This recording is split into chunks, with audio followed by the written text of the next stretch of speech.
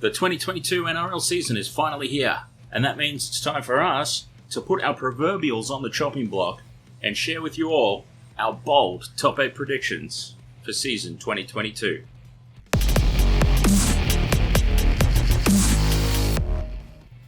Ahoy footy fans, and thank you so much for joining us for this video. I'm your MC, Dan, and for this one, I'll be joined by my good friend Michelle. Say ahoy, Michelle. Ahoy, wasted world of sports.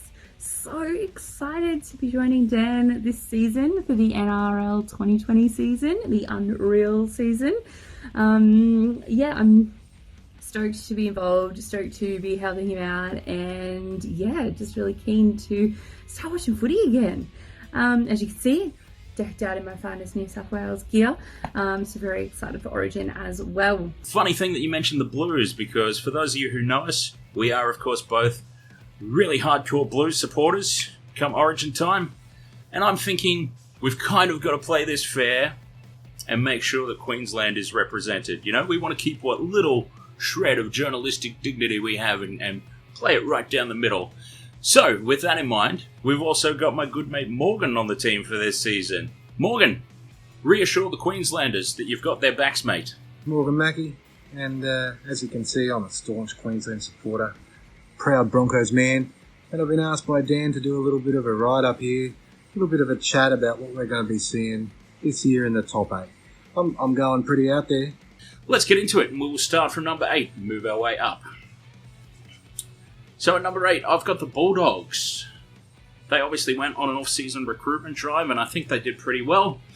Any team that's got a finisher with the ability of Josh Adokar in it is going to get some points on the board. They brought Matt Burton over, who had a breakout season with the Panthers, so I think they're looking good, but they're still missing a few little holes there, especially at the number 7. They don't have anybody who's really claimed that position for their own, and if they can manage that, Kyle Flanagan is more than capable. He just needs to step up and do it on the regular. And I think a combination with Burton could form, and Adokar finishing on the wing, they could be onto something special, but probably not this year. I think this year they will just sneak into the top 8. Not necessarily because of their own ability, but because a lot of the teams around them are essentially crap and will remain that way for this season. Number 8 was a hard one for me because I think there are about 3 or 4 teams that could quite potentially make the 8. You've got the Raiders, you've got the Knights, you've got the Sharks, but I went with the Bulldogs. Same as Dan, I know, and there are quite a few of us that are the same, maybe slightly different order. But yeah, I went with the Bulldogs. They've got such an injection of new talent, and it'll just be interesting to see how they gel together this year. But I think that being that they've got such an amazing fan base and they've got so much heart, they had so much heart before, that I think that the new talent will really help that, and I think they will make the 8 this year. Fingers crossed. I hope they will make the 8 because, you know, I've got a little bit of a soft spot for the Bulldogs. I do hope they get in. 8 to 12, it's going to be hot stuff. I think that is really the competition this year. They're going to have a top 4 pretty much set in stone early on. A top 2 that will just run out of the pack, and then some pretty bad falling from graces. I pretty much just throw, the 8th spot is going to be open slather. It's going to be on.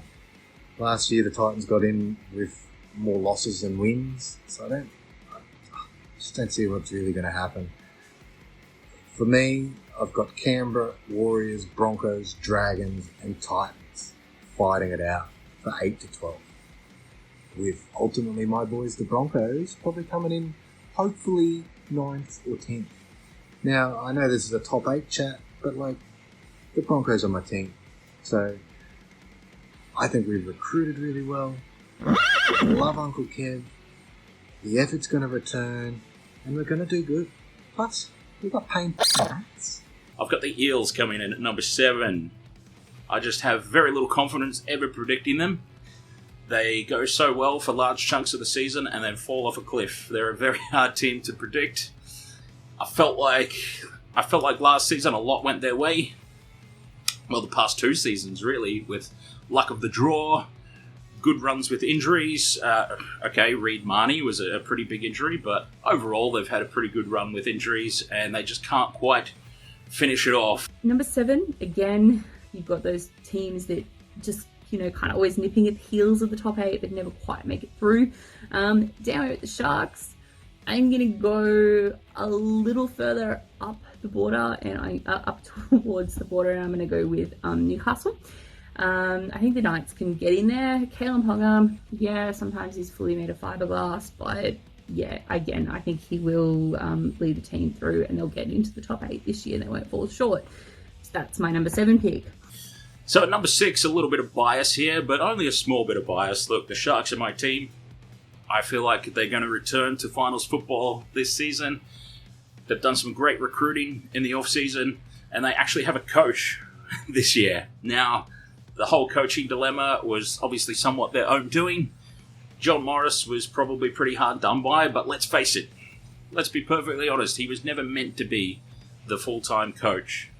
And once they established a replacement, there was nothing at all to gain by keeping him around. So it was a little bit of an interrupted season last year, of course, with all that going on in the background. And they still came within the hair of a bee's nut of cracking into that top 8. So I think this year with the new players, they're still going to be a year or two off building that halves pairing and getting that nice and solid. A great combination forming there with Nico Hines and Braden Trindle. The more time that Matt Moylan spends on the sidelines is honestly, from a Sharks fan, probably better. So hopefully it's Braden Trindle and Nico Hines there forming a partnership. And if they can get going, along with Dale Finucane and the other recruits, 6 is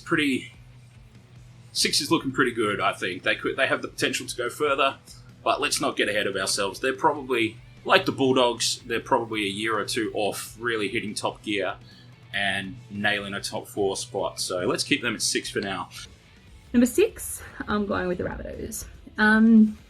They did lose, obviously, one of the best coaches in the business, and they did lose Adam Reynolds, who has moved to Brisbane. Yay! But Latrell Mitchell's going to be so hungry after missing that grand final last year, and Cam Murray and Cody Walker are going to be out for redemption. So I think that those guys backing Latrell up and the rest of the team as well, I think they're going to make the top 8, definitely. I think they'll be maybe the bottom half of it, but I think they'll be in with a chance, definitely, and that's the Rabbitohs. This is the one that I don't get. All the pros, all the old men on Fox Sports, I reckon the Eels. The Eels are going to do great this year, and it's basically based on them not having much turnover in the team, being pretty stock standard, really, from last year. But you know what? When the Eels are expected to win, they don't win. When the pressure's on, the Eels just... And, yeah, I don't see it happening this year, and I see a big fall from grace. It's also a team I really dislike, so maybe that's got something to do with it. But yeah, they're out. Another team on the slide, the Rabbitohs. Number 5, no Reynolds. My personal uneducated opinion says no Reynolds, no Cody Walker. Now, Cody Walker's obviously going to be there, but I just don't feel like he's the same player when Reynolds is not around. Look at his State of Origin appearances, for example, when he really went missing without Adam Reynolds directing play. Reynolds was the director. How is he going to go with a rookie standing beside him and he now has to step up and make the decisions? Because I hate to say it, but I've got to say it. When the pressure's on, he doesn't always make the best decision. A certain cutout pass in the grand final rings a bell. Oh, I'm going to get some hate for that, I know. Number 5, who did I pick for number 5? Parramatta. As Dan said, a team that can definitely fall off the face of the cliff, fall off the edge of the cliff, and just, you just kind of go, what the hell? You've been doing so well. You've just been slaying every team you come against, and then you, lose to the 18th place team. So, or the 16th place team. You just, it boggles the brain with Parramatta. But I think they will make the 8 this year. I think they'll just miss the top 4 though. Yeah. Got the Rabbitohs, same story. Gagai's a big miss. Reynolds is a huge loss. Wayne Bennett's not there anymore. That alone sees a pretty big fall from grace. Number 4, we're into the top 4 now already. Number 4, Storm. Melbourne Storm, they're always going to be there. I don't think that they're as strong on paper as they have been in recent years. So I can't really see them threatening the minor premiership or number 2. And they will they'll probably come 3rd. I'm going to hold by my prediction and say that they come in 4th. They round out the top 4. Look, they're always going to be there. I could speak for a very long time about the reasons why I think that they would be there at the end for very many years to come. I think it revolves around certain broadcast deals. It'll be interesting to see how it falls. I think Melbourne will fall in at number 4. They have lost a few players this year, definitely. But we all know what Bellamy can do, and we know the players they've got left. So I think Melbourne will fall in at number 4. Big fall from grace here, I reckon Penrith. I reckon Penrith believe their own hype, and I really don't see them being able to get past that, basically. No real changes in the team. They've lost a few blokes here and there, but overall it's the same outfit. They're missing Cleary early on. I just don't see them doing that great. Number 3, I think the first surprise packet of this season will be the Sea Eagles. I can see them going up the ladder. If Tommy Turbo stays fit, they had a really great season under their belt last year. They did really well. And with a fit Tommy Turbo, who's one of the best players in the game, let's face it, nobody can deny that, not even Queenslanders. Tommy Turbo, fully fit, stays fit for the whole season. And look, even if he doesn't, I feel like the Sea Eagles, with that season under their belt last year, where they really proved a lot of people wrong, they were looking like wooden spooners. And then they ended up making a pretty good run into the finals. I think with that season under a lot of guys' belts, they're going to be very strong this year, and I think they will continue to be the surprise packet. And if Tommy Turbo can keep those hamstrings healthy all season, they're going to pull a lot of surprises, and I can see them finishing in the top 3. So I've got them there at number 3. Number 3, the team, everybody, including myself, loves to hate at some point or another, and that is the Manly Sea Eagles. Tommy Trbojevic, did I say that right? I'm just going to go with Tommy Turbo. Tommy Turbo he's an amazing player. He plays so well in the sky blue, and I love that. I really hope that he can get through a season without an injury. We'll see how it goes, but I think that Manly will be number 3 there. 3rd, I'm going out on a limb and going to go Manly. I feel like Tommy Turbo is going to have another year. I feel like they've spent the whole pre-season running plays without Tommy Turbo, because this year will be all over Tommy.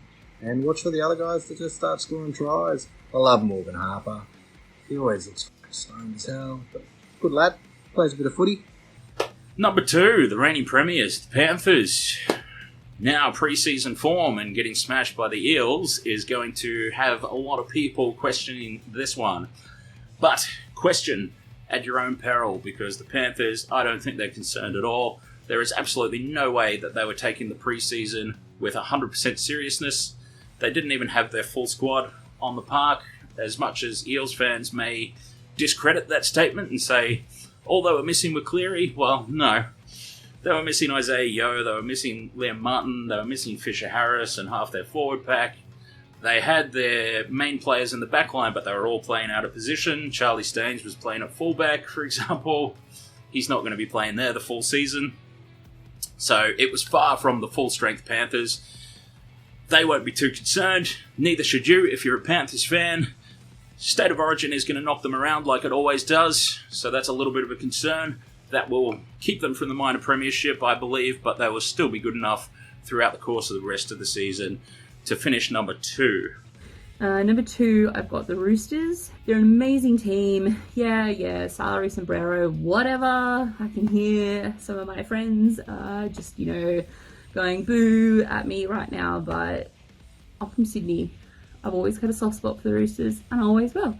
So, I think that, I think the Roosters will lock in number 2. And then number 2 is going to be the Storm. Storm have won a premiership every year that they've lost a prelim final the year before. So watch out for that one. And number 1, the Roosters. They're back. You don't have to like it. I don't necessarily like it, but they're back. They were injury-plagued last season. So many guys fell over. Frontline guys fell over. Their reserves fell over. The guys under them in the pecking order fell over. It was just relentless, the run of injuries that they had last season. That is not going to happen again. For a club like the Roosters, whatever was going on there, in the strength and conditioning, the training, whatever was happening, they're on top of it. They've sorted it out. And they've got the bonus now of probably one of the strongest squads on paper in the competition. Because of all the injuries last year, all those guys underneath have had a nice big run. And they've got some experience at NRL level, and they're going to be ready to step up when they're needed, as required. The Roosters are looking pretty good, I reckon. I think the Panthers are definitely going to want to go back to back. I think they're going to have figured out where they went wrong in Origin period last year. As Dan said, they'll definitely get minor premiers if no one gets picked for Origin, but we know that's not going to happen. So the way they're going to get the minor premiership is if they play like they did last year, but step it up during Origin time. And I think that in the off-season, I think that they really have learned from that. So I think the Panthers will fall in at 1. I really feel like the Roosters are gonna do very well this year. They've pretty much got a first grade squad returning from injuries. They really proved grit and hardness last year in their footy, and still come 5th. Just can't believe they're gonna really go hard. Look for Radley to be disqualified for most of the season. There you have it, footy fans. Our bold top 8 predictions for the 2022 NRL season. Did your team make any of our lists?